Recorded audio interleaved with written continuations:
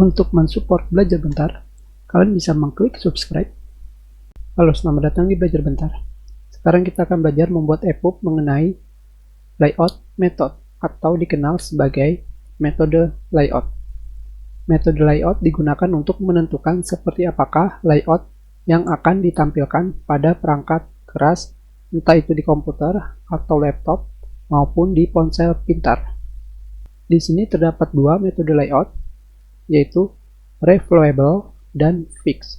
Jika kalian menggunakan reflowable, maka informasi gaya halaman, misalkan ukuran halaman atau konten header ataupun footer, tidak akan diekspor.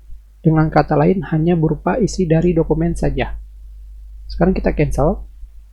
Di sini kita sudah menggunakan footer, jadi di sini kita tinggal menambahkan header.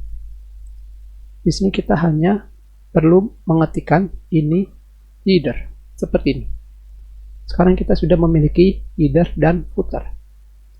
Kita sekarang langsung pilih file, export as, dan kita pilih export as EPUB.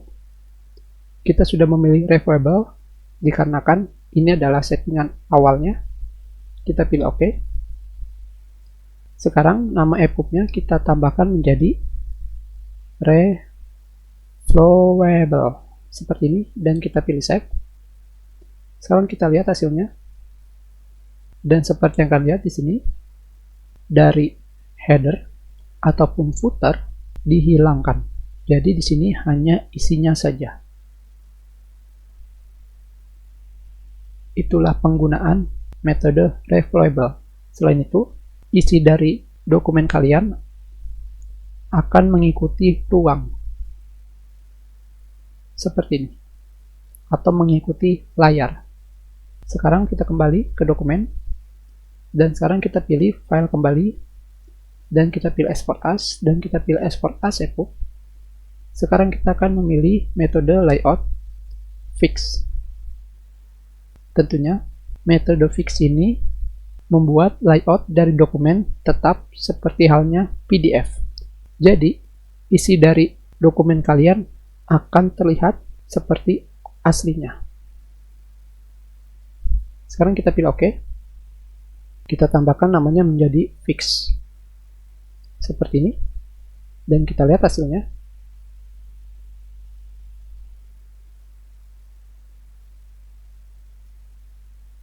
Dan seperti yang kalian lihat di sini, dari header, footer, dan isi, semuanya mirip seperti aslinya.